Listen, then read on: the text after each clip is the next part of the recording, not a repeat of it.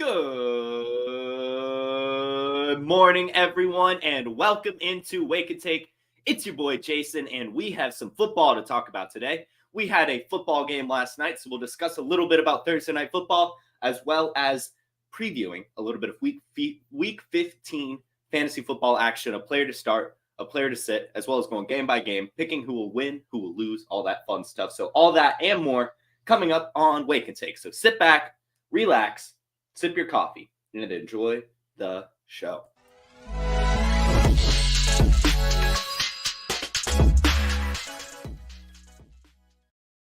All right, welcome in, everyone. Welcome in.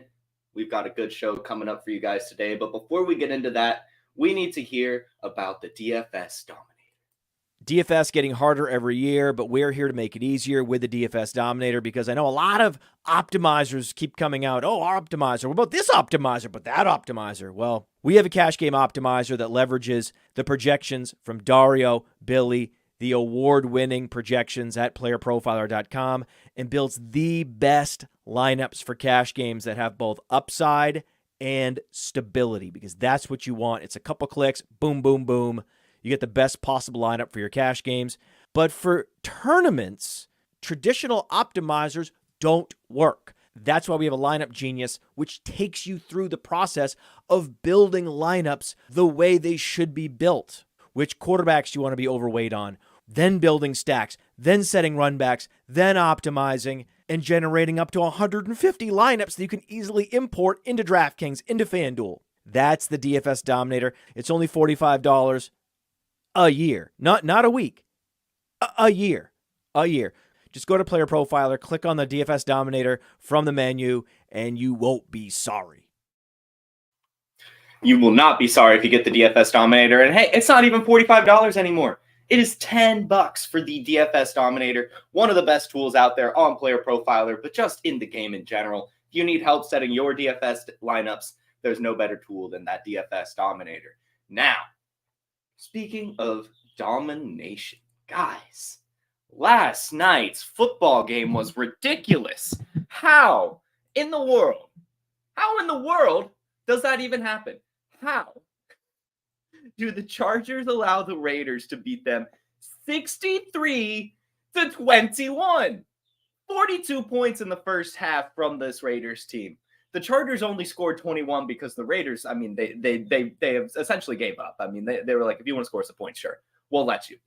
Of course, when you see a 63-21, that's a scoreagami. That score has never happened in the history of the NFL, so that's always cool to see. But Jesus Christ. We always talk about, right? We talked about a couple times this season, just about how Justin Herbert's kind of missing something. I talked about how I feel like, how is he losing all these one-score games? Like, I feel like at some point Justin Herbert should be able to take this Chargers team over the top. Turns out, the only reason they're even in win-score games to begin with is Justin Herbert. And sure, he's losing them. But without them, they're going to lose like this. What a terrible team. And what a terribly coached team. And it's not just Brandon Staley. I know that the head coach is going to get the blame here, and I'm with you. He should have been fired at halftime. I have no idea how I now woke up this morning, prepared an entire show sheet. It's now 10 a.m., and Brandon Staley is still the head coach of the Los Angeles Chargers. How that happened, I have no clue. How he ended up on the bus ride home, I have no clue. But it shouldn't just stop at Brandon Staley. Yes, he needs to get fired, but so does everyone else, down to the special teams coordinators, offensive line coaches, linebacker coaches, the kicking coach. Every single person on this Chargers staff needs to be fired. They need to burn it down to the ground and start over, because it is ridiculous that you would allow Aiden O'Connell and the Raiders without Josh Jacobs to be able to do this to you. I thought I was watching a college game at some points. Terrible football from the Los Angeles Chargers. I'm glad that in garbage time, some players were able to get you there for fantasy football purposes, but I have never seen such a disorganized, poorly coached, not wanting to be their NFL team in my life. How do the Chargers even wake up and go to that game to play like that? What is the point? What is the point? There were times they would show Justin Herbert on the sideline, And he's just sitting there, mouth open, just shocked at how terrible this team looked. It was terrible. Absolutely terrible. So, again, everyone on the Chargers staff needs to get fired. I don't care how small of a role they have. They need to be fired. Justin Herbert, I take back everything I said about you not having a clutch gene earlier this season. The fact that you even get this Chargers team within one score of any opponent is remarkable. So congratulations on being able to do even just that. And then lastly, Antonio Pierce. I know I said this after like his first week of being the interim head coach, but he deserves to be the head coach. I don't know what else you're looking for in a head coach. You set the franchise record for most points scored in a game. You win a couple games. You keep some close contests. You have your team fired up. You're doing good media interviews. Antonio Pierce is a great head coach, and I hope the Raiders give him the full-time job. I doubt they will. For some reason, interim head coaches never get the head coaching job, and we've seen it with the Raiders even 2 years ago when they ended up making the playoffs because of their interim head coach, and yet he still didn't get the job. But I'm going to say they should do it. And then we have to speculate if they keep Antonio Pierce, what will they do with Aiden O'Connell? Because he has just now thrown for 4 touchdowns and a half, had an impressive bounce back after not scoring any points. It's pretty cool. And I think that demonstrates that he's a leader. So I am curious to see what they do there. But anyway, terrible football game. Let's get into the injuries because we have week 15 to preview. I see a lot of questions here. Don't worry. We'll get to you. Thank you for tuning in. Injuries. There's a ton of them. So buckle up. This is every single injury you need to keep your eye on or just some sort of takeaway from.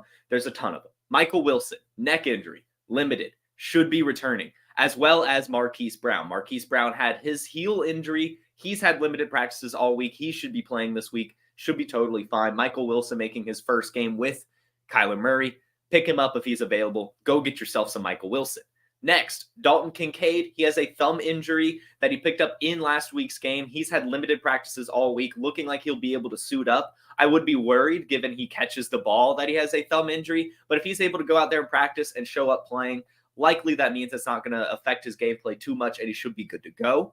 DJ Moore also had a limited practice with his ankle injury. Hasn't missed any time with it. Should be good. Same with Jerome Ford. He picked up a wrist injury. The Browns running back, Jerome Ford, last week. He's been practicing all week. Limited injury. Jerome Ford should be good to go. Brandin Cooks, Cowboys wide receiver. He has an illness and was not practicing, but given it's an illness, he should be good to go. Should be playing this week, so don't worry too much. Yesterday, we talked about Greg Dulcich. Greg Dulcich was activated off IR, so we thought that he'd be able to return, but he was marked out for Saturday's game against the Lions. So Greg Dulcich will not be making his return from IR this week. It'll probably be next week. Again, I say if Greg Dulcich is out there on your waiver wire, go ahead and pick him up just to see what happens, even if he's not playing this week. Josh Reynolds, he scored a touchdown last week for the Lions, but picked up a back injury. He's listed as questionable, has not been practicing this week. I'm not expecting Josh Reynolds to be out there on Saturday, but keep your eye on it. As he's out, we could hopefully see some more Jameson Williams, but also I'm curious to see what the implications would be regarding Donovan Peoples-Jones, who's had no usage really at all.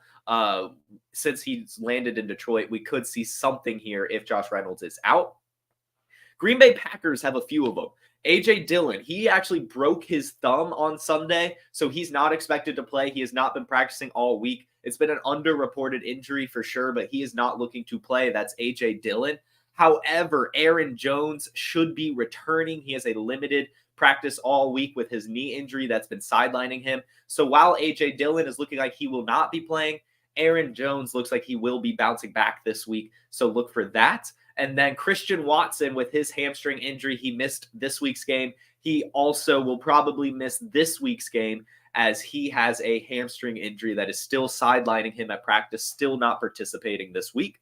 Nico Collins had that calf injury that he picked up last week. He is still not practicing, not looking like Nico Collins will be playing. And same for CJ Stroud, who is still in concussion protocol and has not even picked up a limited practice yet. It's looking like it'll be Davis Mills leading the way for the Texans. Next, Isaiah Pacheco. He missed last week's game with a shoulder injury that he picked up in practice. It is still bothering him. He is not practicing this week. looking like it'll be Jerick McKinnon and Clyde Edwards-Helaire yet again. I'm not confident in starting either of them. We saw that they had split usage last week, and the only reason McKinnon got you there was his touchdown. Not sure that you can rely on that from either one of those guys this week, really. So I'm really not starting either of the Chiefs running backs if Isaiah Pacheco is out. Tyreek Hill, big one. Tyreek Hill has his ankle injury. He is also not practicing this week with his ankle injury. Not sure if he's going to play. He is not practicing, and that's not what you want to see with an ankle injury. But as we say a lot with these superstars, just because they're not practicing doesn't mean they will play or they won't play. I'm not expecting Tyreek Hill to play. It was a pretty gruesome injury, and he already came out and said that he can't cut. But still keep your eye on it because Devon Achane is also not practicing. Devon Achane picked up a toe injury, still being unhealthy, really. I mean, Devon Achane, he'll get you there 1 week and then he's hurt again, or he lands on IR, comes back for a snap, gets hurt again, out for a week, out for another week, comes back, gets you good, then picks up another injury. Kind of getting concerned here with Devon Achane, I'm not going to lie. But it is not looking like Devon Achane will be playing this week with his toe injury. Fire up your Raheem Mosterts and I guess your Jeff Wilsons, especially if Tyreek Hill is not active. I'm not sure what the Dolphins will be doing. Alexander Mattison. Alexander Mattison is officially out this week. He picked up an ankle injury, so will be Ty Chandler's backfield. Rhamondre Stevenson still not practicing with his ankle injury. Rhamondre Stevenson not looking like he'll be playing, so fire up your Ezekiel Elliott's one more time. Now, Demario Douglas, the other Patriot who had been missing some time, looking like he will be returning. He has been limited this week with his concussion, looking like he'll be able to clear concussion protocol before this weekend's game. Taysom Hill on the Saints, as well as Rashid Shaheed. Both of them missed last week's game, but have been practicing this week in limited fashion. Looking like both Shaheed and Taysom Hill will be back this week. However, Chris Olave is not practicing. Chris Olave picked up an ankle injury, not looking like he'll be playing this week, given he is not participating up until today. Keep your eye on today's practice status and see if he is activated or anything, but looking like Chris Olave might miss this week. Darren Waller, still on injured reserve, but has been practicing, picked up a limited practice the last 2 days, looking like he could be activated off injured reserve going into this game. We did talk about this last week, how he came out and said that he is going to be able to return in week 15. So this seems to be true, what he said last week, looking like Darren Waller will be returning. So if he was dropped in your league and you need a tight end, could be someone worth picking up, as Tommy DeVito is kind of slinging it right now. Elijah Mitchell, not super important, not like anyone really cares about Elijah Mitchell, but he's still not practicing with his knee injury, which just leads me to say still pick up Jordan Mason. He's worth stashing. He is truly the handcuff for Christian McCaffrey. He got the touchdown last week with his 4 carries, at least doing something. So get Jordan Mason on your team. Geno Smith is looking like he'll be able to return. Geno Smith with his groin injury missed last week, but he has had limited practices all week this week. Should be good to go. And then Chris Godwin, he picked up a knee injury this week, is not practicing. Chris Godwin has been out all week, not practicing with this knee injury, looking like he will be out going into this weekend's contest. Same with Kyle Phillips, Titans wide receiver. Not like he'd been getting too much usage over the last couple weeks, but still he has a hamstring injury that will be sidelining him as well. Not practicing this week with his hamstring injury. And finally, Brian Robinson, still not practicing with his hamstring injury that he picked up going into the bye week. Brian Robinson not looking like he will be playing this week. So get yourself some Chris Rodriguez and Antonio Gibson if you're in a pinch. That's all the injuries. Let's go ahead and check some questions out real quick just before we get into our must-starts, must-sits, and going into our pick'ems. I see a few here on TikTok. Would you go with Gibbs or Montgomery? I'm going to go with Gibbs every single time that question comes up. I do think, of course, that David Montgomery could score you some more points, but I'm just going to go with the more explosive athlete in Jahmyr Gibbs week in, week out, regardless of who gets those touchdown end zone, red zone carries. Joe Mixon, James Cook, or David Montgomery? I think I'm going to go with James Cook and Montgomery. James Cook, you can't bench right now. He's been playing really well. And I mean, same with Joe Mixon, but ultimately, if you're going to ask me to pick between the two, I'm going to go with Montgomery. He has a little bit more touchdown upside, in my opinion. Mostert, Dalvin Cook, Joe Mixon. Oh, Mostert, James Cook, Joe Mixon. Go with Mostert and Cook, especially if Devon Achane is out. Let's hop over to YouTube real quick. Would you start Brock Purdy over Josh Allen? I don't think so. I think I'm going with Josh Allen. I think I'm going to go with Josh Allen. I know he's got the Cowboys matchup, but to me, while the Cowboys defense is tough, I think that this suggests more of a little bit of a shootout than the Bills being shut down. So I think Josh Allen's going to score himself some points. Should be good to go with Josh Allen. Cool. Should you flex James Conner or Calvin Ridley? Full PPR. I think I'm going to lean James Conner here. They've got the matchup against the 49ers, which I know is tough, but I think James Conner is going to get some dump offs in this one. Would you buy low on Justin Herbert? Yes. Yes, I would. Yes, I would. Go get Justin Herbert because it's only going to get better here.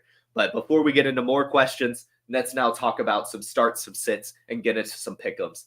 We're starting Ty Chandler. We're going with Ty Chandler. If you've got him, you're starting him. There's no point in rostering Ty Chandler up until this point if you do not start him. I know that you might be a bit concerned about what he could do, but he's got a decent matchup against the Bengals, who are allowing the 15th most points to running back, so right around the middle of the pack here. And he's been averaging 4.1 yards per carry and 6 yards per target, doing some good efficiency when he gets the usage. Last week, he had 12 carries and 3 targets, which he brought in all 3. So 12 carries and 3 receptions last week when Alexander Mattison went down. So you have to fire up your Ty Chandler regardless, really, of your other options. I think Ty Chandler's one of the must starts this week. I think he's going to get you at least 15 points. He's going to get about 15 touches. And when you're getting that, you really can't complain. So fire up your Ty Chandlers this week. And then my must sit, Jaylen Waddle. Now, I'm going to put a disclaimer on this. This is more so if Tyreek Hill is out, and then to another extent if Devon Achane is also out. But I'm not expecting Tyreek Hill to be playing this week. So I think that Jaylen Waddle is going to be slotted in as the wide receiver 1, which means he's going to be covered by Sauce Gardner. And if Achane is also out, I just think these Dolphins are going to have a very tough time against the Jets that shut down the Texans last week and are playing really well on defense and offense last week as well. I just think if Jaylen Waddle gets mashed up against Sauce Gardner, it's going to be some tough sledding for him.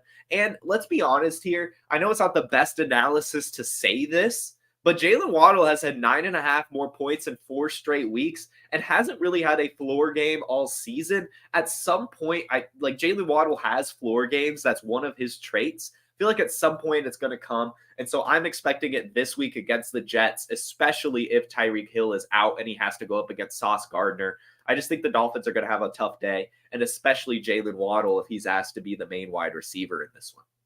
So start Ty Chandler, sit Jaylen Waddle. Let's move on into game by game. I'm going to share my screen here, and then we will pick our Yahoo Sports pick'ems. And as always, I did not pick Thursday Night Football. I don't know why I never do. Always forget, but here we go.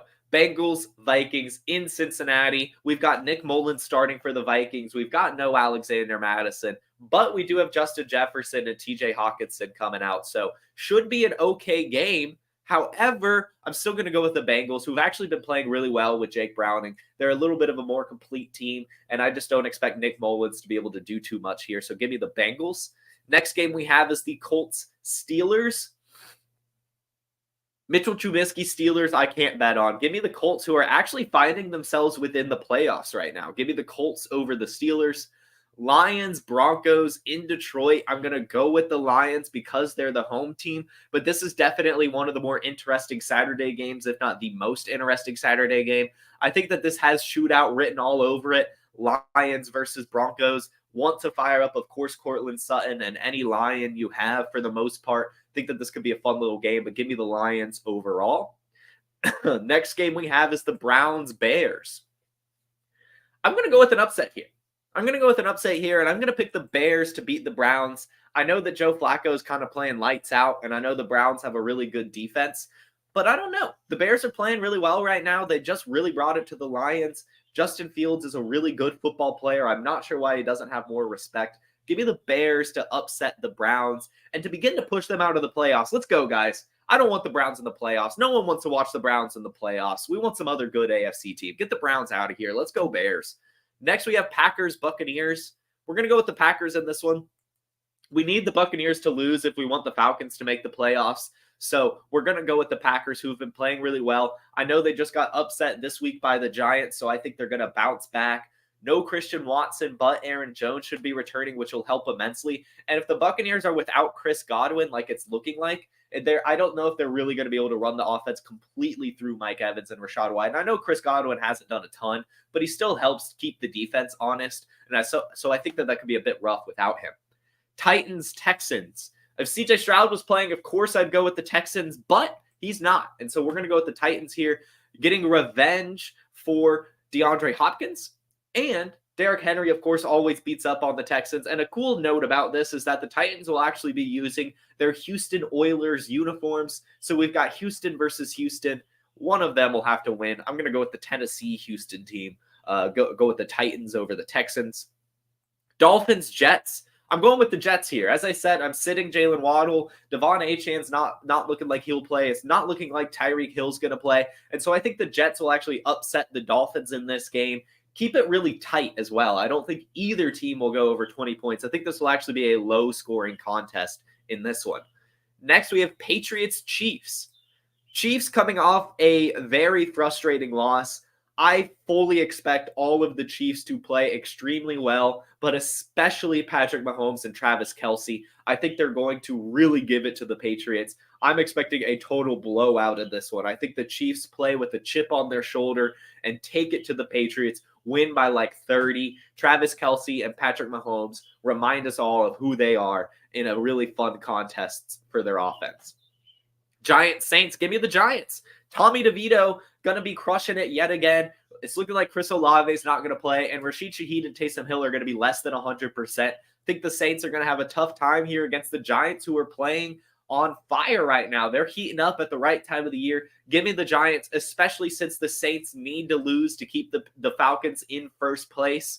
So we're going with the Falcons also over the Panthers, of course. I will say this. I know I'm picking the Falcons, but something in my gut, there's something in my gut that's telling me the Panthers win this game. I don't know what it is. I'm picking the Falcons, but something in my gut tells me Bryce Young's actually going to play well and beat the Falcons. It just seems like a very Atlanta thing, but I think ultimately the Falcons do win it. But something in my gut is telling me a weird Panthers game. Rams, Commanders. Interesting. I'm going to go with the Commanders here. Really not sure. Actually, no, we're going to go with the Rams. We're going to go with the Rams. Not looking like Brian Robinson's going to play, and I think that's going to hurt the Commanders getting into rhythm. Kyron Williams playing really well, of course, but then also Cooper Kupp finally bounced back last week. So give me the Rams over the Commanders. 49ers, Cardinals, definitely going with the Niners. I mean, best team in football right now. Can't expect them to lose at all. Buffalo, Dallas. Give me the Cowboys. Give me the Bills. Give me the Bills. Buffalo Bills at home will beat the Cowboys. Josh Allen, 4 touchdowns, 400 total yards, 300-something passing, and over 50 rushing. Going to see a fantastic game from Josh Allen against the Cowboys. Next, Ravens versus Jaguars. Sunday Night Football in Jacksonville. Give me the Jaguars. Give me the Jaguars. I know the Ravens are playing really well, but something about this game makes me feel like the Jaguars are going to win it. Trevor Lawrence, as we know, played through his injury last week, so he'll be there this week. Travis Etienne getting healthier and healthier as he got banged up a couple weeks ago. And now we're going into their second week without Christian Kirk. I think they'll be able to move the ball a little bit better. And I think they'll actually surprise the Ravens and win it.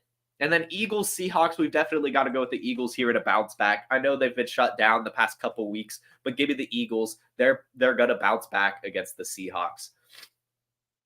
Cool. Picks are in. Let's answer some more questions and then get everyone out of here. Got just a couple more minutes at 10:30. Dynasty Life will be going with Theo Greminger and Alan Seslowski, so make sure you go tune into that. But I know that we're in the playoffs. I know that these questions need to be answered. Let's get it. Let's see. Nah, all right, Jamie, you're right. You're right. You do want the Browns in the playoffs. I'll let you have it. I'll let you have it. Oh, nice, Robert. You're going to the Falcons game, though, this weekend, but you're not rooting for the Falcons? Come on, man. Come on, go for the Falcons. Let's go Falcons. Let's see. No questions here on YouTube. Ton here on TikTok, though. ETN, Elliott, or Achane? ETN. DeAndre Swift or Javonte Williams?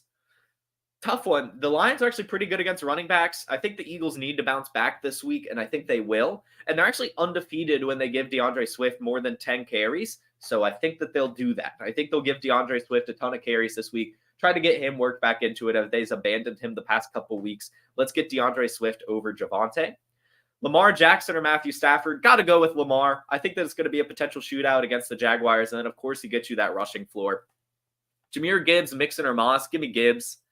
Will Levis or Zach Wilson? Got to be Will Levis. Although it's actually pretty close because I do think Zach Wilson's going to get at least garbage time points against the Dolphins. Jordan Love or Baker Mayfield? Give me Jordan Love. Geno Smith or Jared Goff? Jared Goff. Puka or Jaden Reed? Give me Puka. Give me Puka. I like that one. That's a good question. I like that. Matthew Stafford or Trevor Lawrence? I'm going to lean Stafford. I think that's going to be a bit more of a shootout against the Commanders, who are actually giving up a ton of points at quarterbacks as well. Trey McBride or Kittle? Give me Trey McBride. Give me Trey McBride. Sam Howell or Love? Give me Jordan Love. Stafford or Goff? Stafford. Lamar or Purdy? Brock Purdy. All right. If you have more start-sit questions, tune in Sunday morning on TikTok, 11 a.m. Eastern. Toomey will be over there. I will be on Instagram at 11:30 a.m. Eastern. And then at noon, we'll be live on YouTube with our Start and Stream show. But I've got to end this show so we can get onto Dynasty Life. Make sure you tune into that. Theo Greminger and Alan Seslowski telling you all you need to know for your Dynasty teams going into Week 15 and then some. So tune into that here in just a couple minutes. Dynasty Life on the Player Profiler YouTube channel. Thank you all so much for tuning in. I'll see you all Monday as we break down everything that happened this weekend. I wish you all the best of luck in your fantasy football playoffs. If you could all put your hands up in the sky and hope that I keep advancing in Scott Fishbowl. I'm looking close this week. Still kicking, still alive. Really need some great games from some of my studs. So wish me luck, guys, in the Scott Fishbowl playoffs, as well as the Trade Gods Invitational League playoffs and my home league playoffs and my other team playoffs. I need help in the playoffs this week, guys. As much as I'm wishing you guys luck, wish me luck as well. Have a good weekend. I'll see you all Monday. Peace. Hey, I want to take a moment to thank you for tuning in. It's important to me that all of our media be free. This is only possible because of you allowing a true independent sports media enterprise to thrive unlike any other in the business. So please subscribe to the All In Package to continue to make all of this possible, to ensure that all of our stats, information, data, content is available to you, especially you, the people that get the site and get the show.